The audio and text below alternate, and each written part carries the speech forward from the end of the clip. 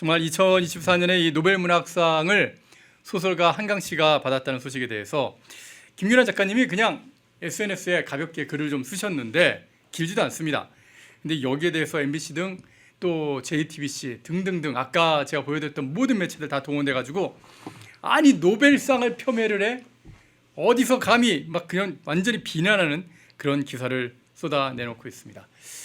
김윤아 작가님 저희 스튜디오에 모셨는데요. 한번 도대체 왜 그런 글을 쓰시게 됐는지 무슨 생각을 하고 계신 것인지 한번 진짜 이야기, 진짜 뉴스를 한번 여러분께 전해드리도록 하겠습니다. 작가님 어서 오십시오. 안녕하십니까. 예, 원래 저희 펜앤드마이크에 칼럼을 쭉 연재하셨는데 네, 그동안 한동안 좀 뜸하셨습니다. 어떻게 네. 지내셨는지요? 네, 잘 지냈습니다. 그동안 일간지에 칼럼 쓰고요. 예, 또 뭐 영화 이야기도 쓰고 나름대로 칼럼 열심히 살았는데 이상하게 이번에 많은 분들께 이상한 방법으로 인사를 드리게 됐습니다. 예, 아이고 저희 펜앤드마이크에서 김윤아 작가님 응원합니다, 응원합니다는 글 좀 계속 써주고 계신데요. 네. 여러분 댓글 좀 많이 달아주십시오. 김윤아 작가님 좀 힘 좀 나시게요. 네, 감사합니다. 자, 그나저나 이 소설가 한강 씨가 노벨 문학상을 받은 거 뭐 거기까지는 좋은데 글을 쓰신 거에 대해서 엄청나게 뭐 비난을 받으시더라고요. 네, 그렇게 비난을 지금 당하고 계신 상황에서 지금 요게 실제로 SNS에 올리신 글이지 않습니까? 네. 이 글의 내용 어떤 내용으로 글을 쓰신 건가요?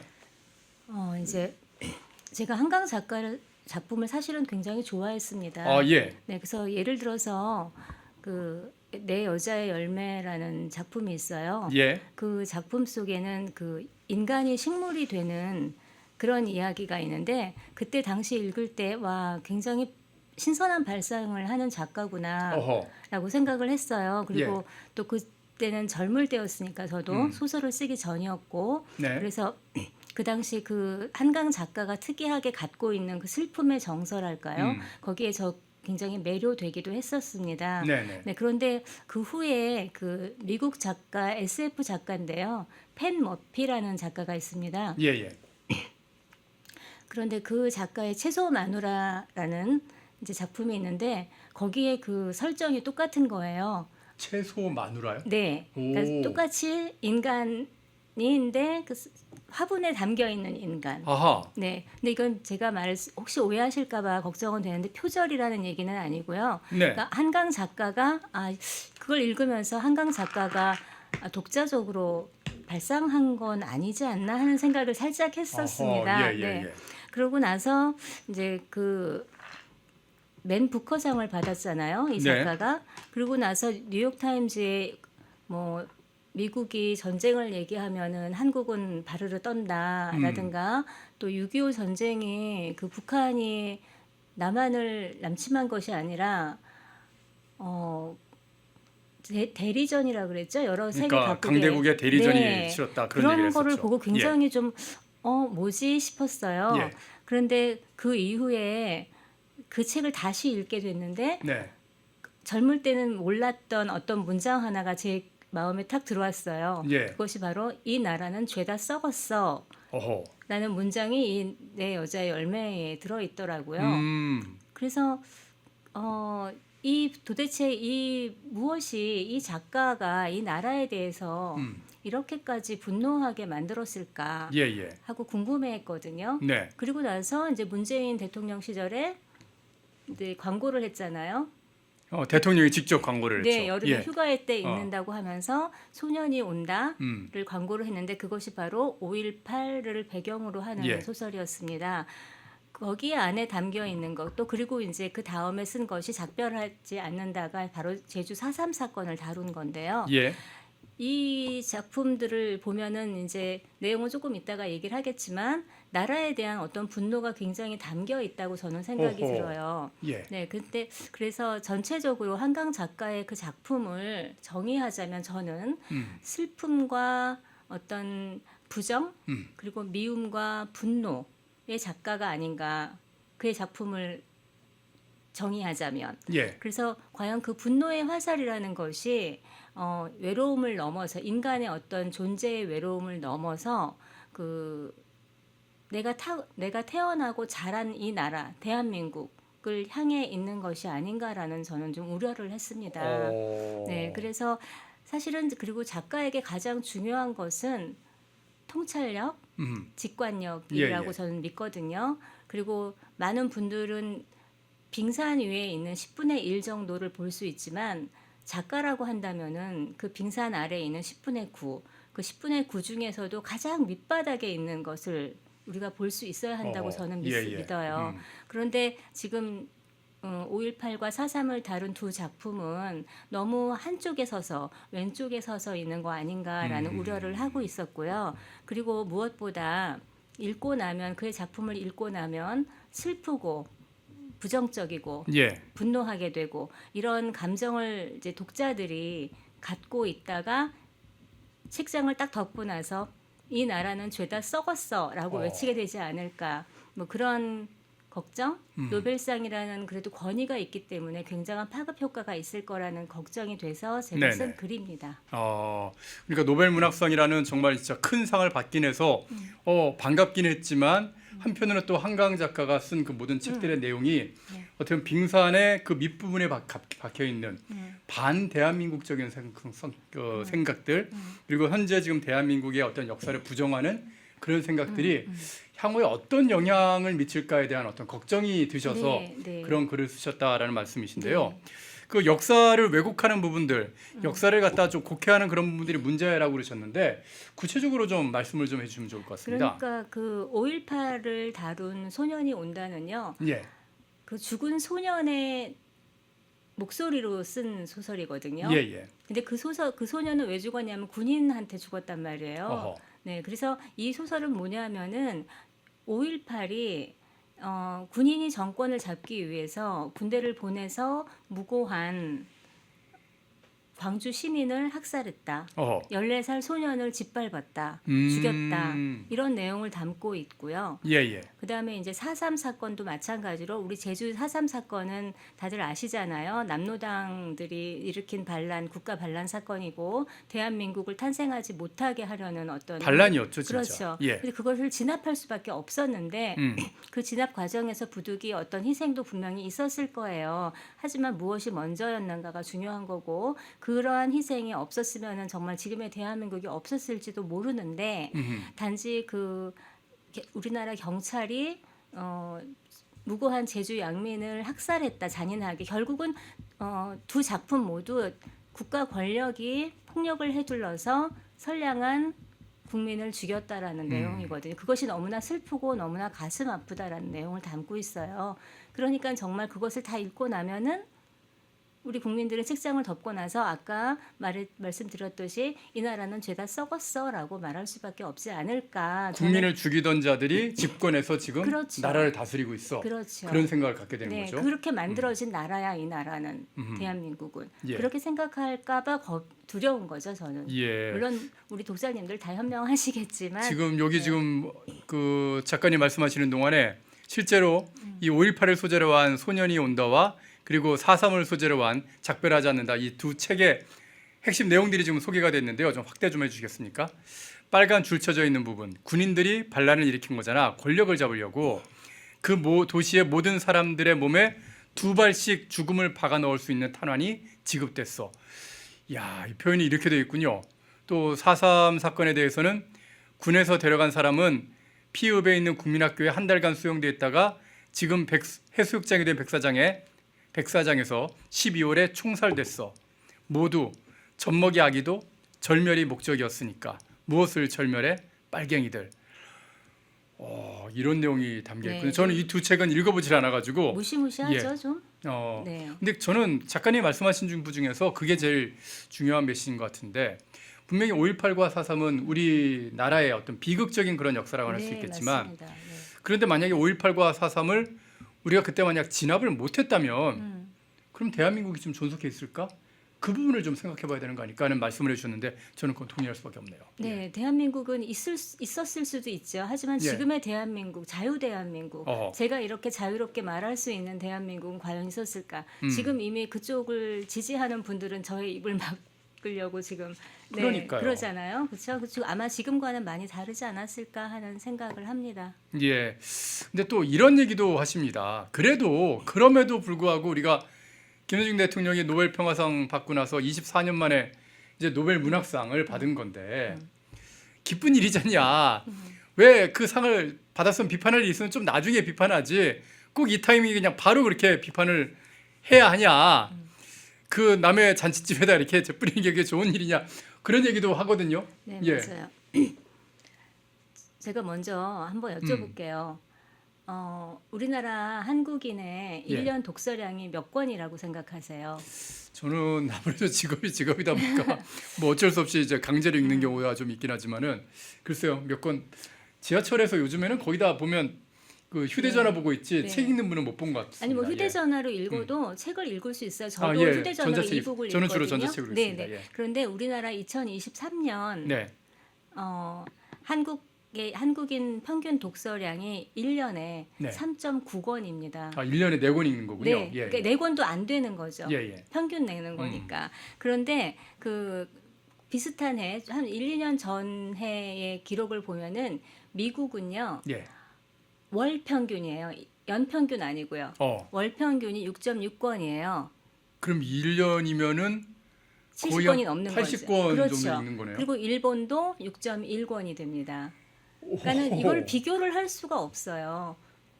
그렇죠? 저쪽은 그러면 미국이나 일본은 한 해에 80권씩 읽는데 우리는 지금 4권도 못 읽는 네, 그런 상황인 네. 건가요? 예. 그러면은 그래서 사실은 저는 우리나라에서 노벨상, 노벨 문학상이 나와야 한다라는 것에 사실은 처음부터 동의하지 않았어요. 책을 그렇게 안 읽는 국민이 그 저력이 문학적인 저변에 어떤 힘을 깔려 있지 않은데 예. 어떻게 노벨 문학상을 바랄 수 있을까라고 사실은 좀 부정적으로 일단 봤었고요. 예, 예. 근데 이제 이번에 노벨 문학상을 딱 받고 나니까 어떤 현상이 벌어졌죠? 그 오프런이라고 하던데. 뭐 책이 갑자기 뭐 11만 부가 팔렸다는 네. 등 뭐 그러면서 완전히 다 네. 뭐 품절되는 그런 그렇죠. 일들이 벌어지더라고요. 새벽에 서점이 문을 열기도 전부터 아하. 줄을 서셔서 예. 책을 사셨다는 얘기를 이렇게 뉴스를 봤는데요. 네네. 그러면 우리나라 연평균 독서량이 조금은 늘어날까요? 아니면은 제가 생각할 때는 책장에 책이 한 권 더 늘어나지 않을까 하는 그렇죠. 그런 저는 생각만 그렇게 해봅니다. 생각해요. 예. 네.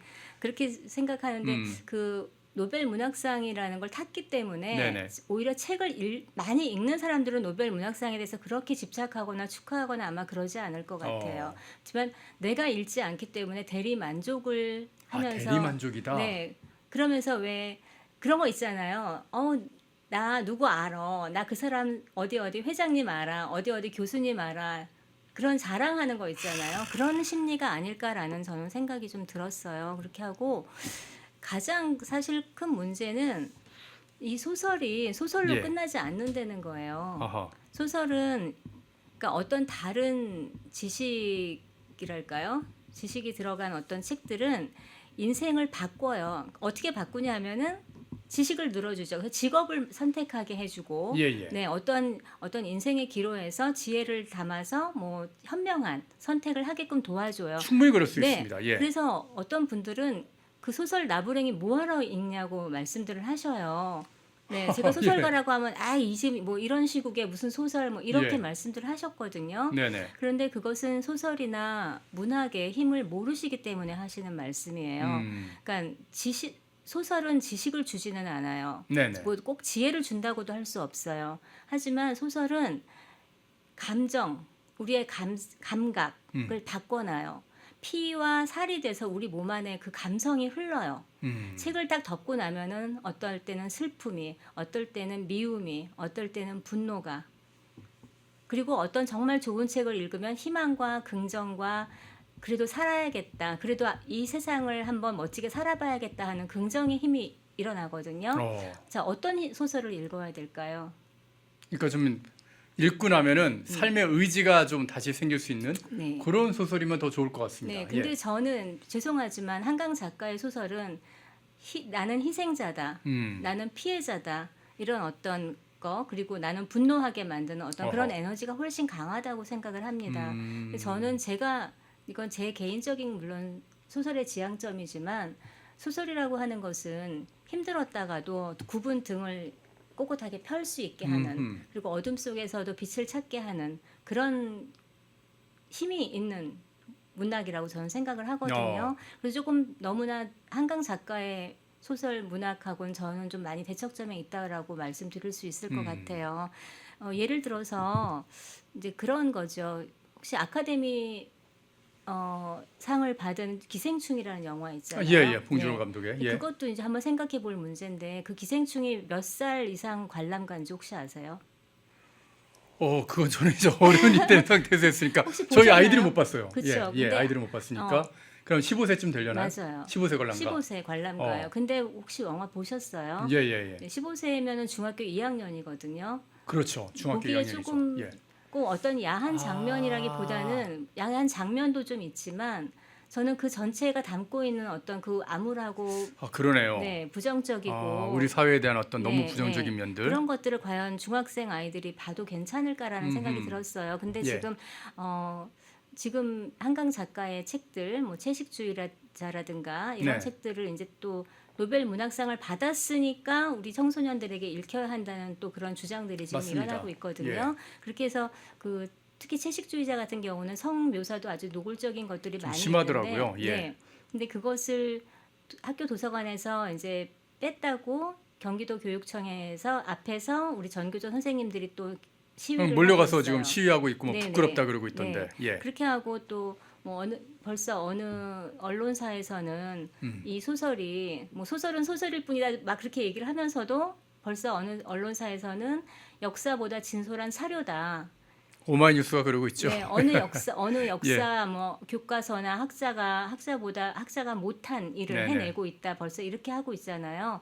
근데 이거를 정말 과연 국가 권력이 양민을 죽였다라는 이런 이야기를 우리 청소년들에게 읽혀서 역사관을 바로 세울 수 있을 것인지 저는 좀 궁금하고요. 예. 그래서 이 기회에 우리 부모님들이 먼저 읽고 이 책을 학교에 비치할 것인지 말 것인지를 가릴 수 있는 뭐 예를 들어서 학부모 도서 비치 결정위원회 이런 예. 것을 좀 어떻게 발족하면 어떨까 하는 생각이 각 학교마다 있으면 되겠죠. 네, 좀 한번 생각을 해봤습니다. 그래서 네. 좋은 말씀인데요. 저도 이제 저희 아이가 이제 고등학생인데 아이하고의 대화가 갑자기 확 깊어지게 된 계기가 뭐냐면 네. 아이가 그 레미제라블 그 전권을 다 읽더라고요. 네. 그 전체를 다 읽고 나서 저는 맨날 그 이제 학교 다닐 때 읽었던 어떻게 보면 이렇게 줄여져 있는 그 축약본이죠. 그래도 한 요 정도 좀 듣게 되는 그런 책만 보다가 아이가 그게 한 3권인가 4권인가짜리로 이렇게 해서 5권짜리예요, 보통. 그 편집된 게 그 정도쯤 네, 되던데 그렇게 두꺼운 걸 읽더니만 어. 막 프랑스의 역사에 대해서 혁명에 대해서 막 민주주의에 대해서 얘기하는데 갑자기 얘가 이렇게 수준이 올라간다 그런 생각을 하게 됐거든요. 맞아요. 네, 소설의 확 힘이에요. 성장을 시켜주더라고요. 그것이 소설의 힘이에요. 예. 네. 근데 그렇게 좋은 책들을 읽혀줘야 되는데 과연 채식주의자를 읽으면서 우리 아이들은 삶의 어떤 면을 배우게 될지 그건 정말 자 의문이 될 것 같습니다. 네, 학부모님들이 고민해 보셔야 될 문제예요. 예, 정말 그런 것 같습니다. 항상 우리가 그런 얘기 하지 않습니까? 보면은 어떤 그 제도는 잘 만들어지고 하지만 시스템이 진짜 문제다. 시스템은 아무 죄가 없는데 그 시스템을 갖다가 사람들이 악용을 한다고 그러는데요. 사실 문학 작품도 뭐가 문제가 있겠습니까? 네. 굉장히 좀 깊게 들어가면서 인간의 내면의 그 저질스러움이나 또한 그 악함을 드러내는 그런 것도 저는 문학의 한 장르라고 네, 생각하거든요. 맞습니다. 하지만 그걸 갖다가 애들한테 읽혀줄 거는 너무 때를 좀 그렇죠. 고려하지 않은 거 아닌가, 아이들을 갖다 고려하지 않은 거 하는 그런 부분이 좀 있는데요. 저는 이런 부분도 참 그 좀 걱정이 되더라고요. 어쨌든 좋습니다. 그렇다고 해도 언론사가 그런 내용들을 보도할 때는 자 사실만을 좀 보도해야 되는데 작가님을 대상으로도 그렇고 또 한강 작가에 대해서도 그렇고 지나치게 너무 그 진영 논리에 빠져서 네. 비난 일색으로 가짜 뉴스를 만들어내더라고요. 네. 지금 보면은 지금 이게 MBC에서 작가님에 대해서 보도하고 있는 그런 내용인데 중국에게 노벨상을 줬어야 된다 이런 내용으로 보도를 하던데 이건 또 어떻게 된 건가요? 그러니까 제가 뭐라고 썼냐면요.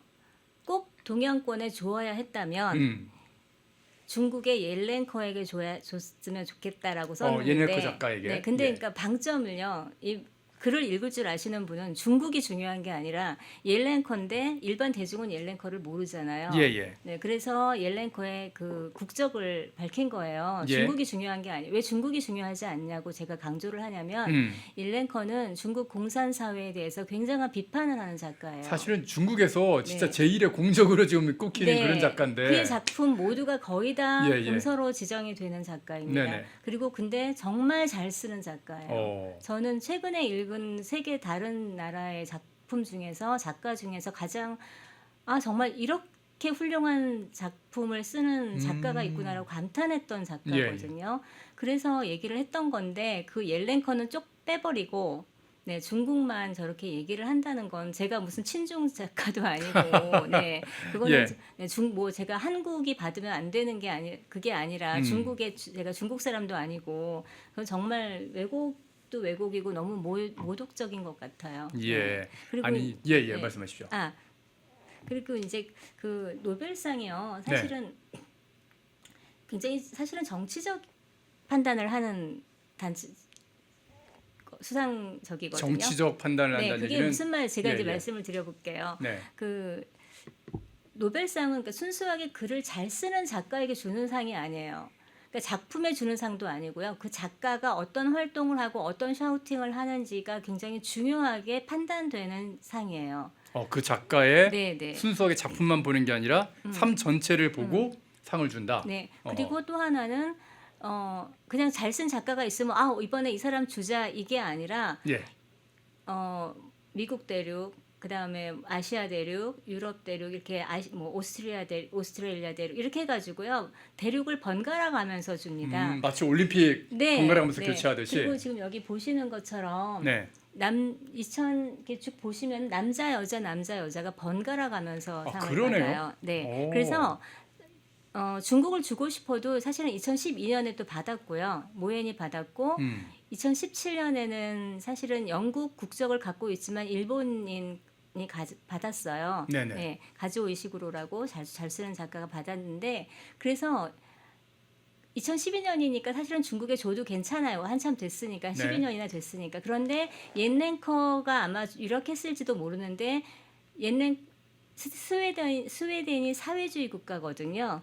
그렇죠. 네, 그렇죠. 그리고 중국은 공산주의 국가고 예. 서로 그래서 그리고 중국 공산주의 국가의 감시를 받으면서 금서로 지정된 작품을 쓰는 작가에게 줄 수 없을 거예요. 아마도 옐렌커는 중국 공산당이 존재하는 한은 아마 제 생각에는 노벨상을 받지 못하지 않을까 저는 생각해요.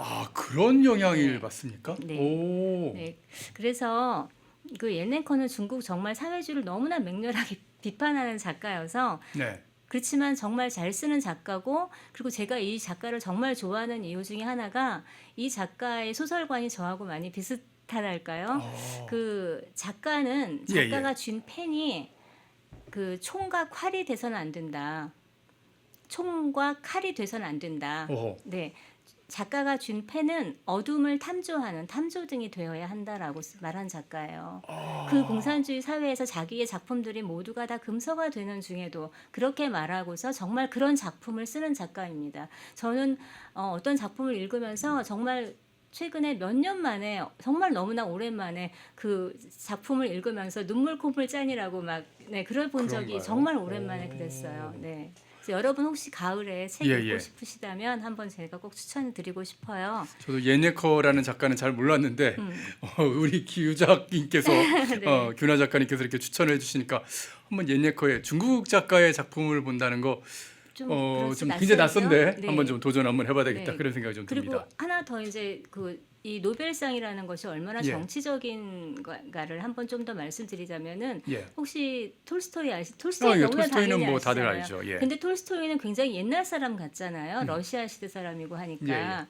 그런데 그분이 1910년에 돌아가셨어요.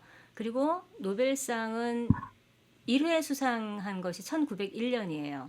그러니까 톨스토이 생전에 노벨 문학상이 있었다는 거죠. 그리고 몇 번이나 톨스토이가 노미네이트가 됐었습니다. 후보에 올랐는데. 네. 그런데 결국은 못 받고 돌아가셨죠. 왜 그랬을까요?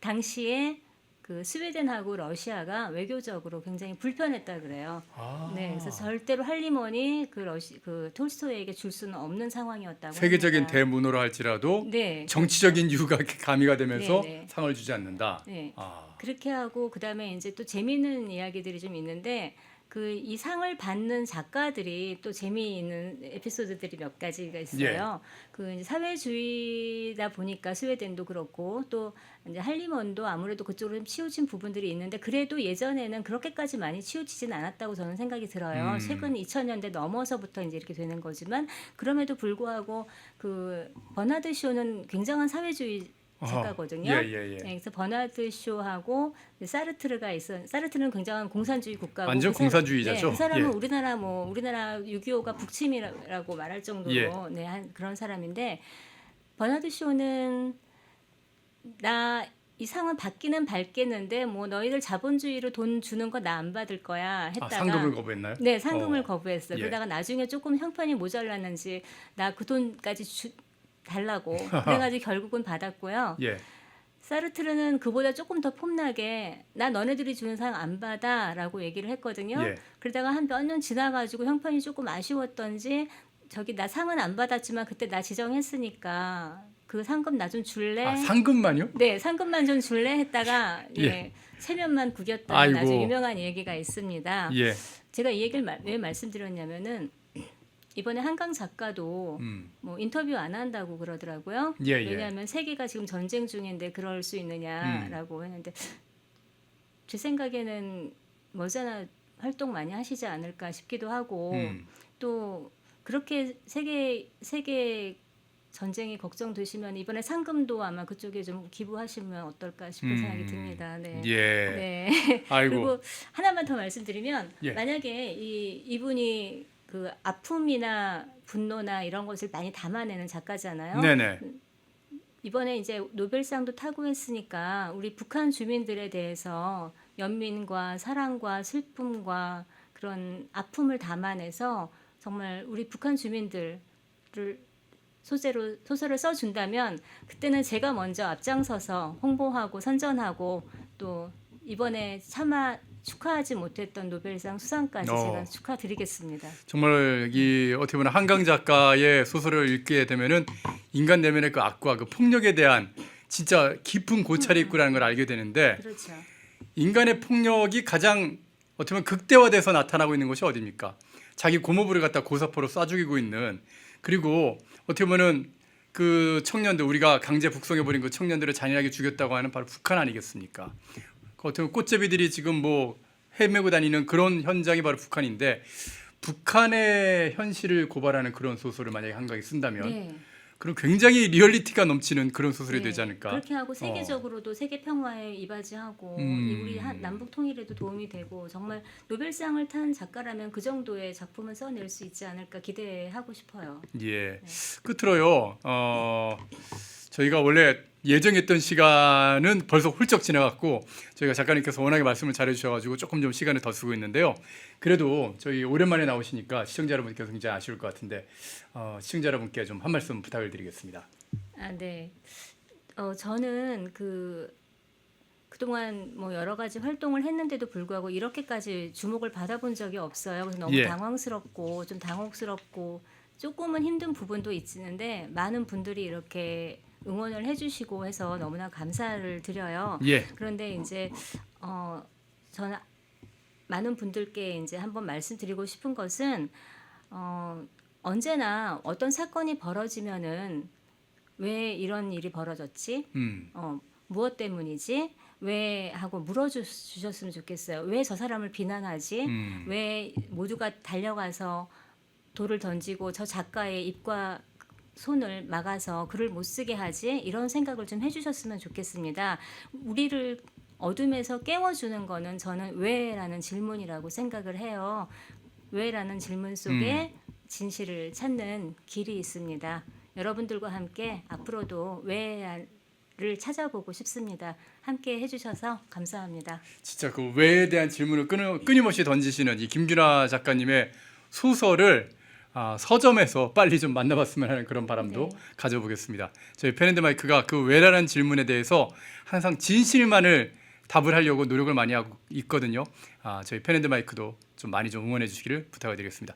작가님께서 말씀하시는 동안에 제이님께서 또 후원해 주셨는데 다시 한번 감사의 말씀드립니다.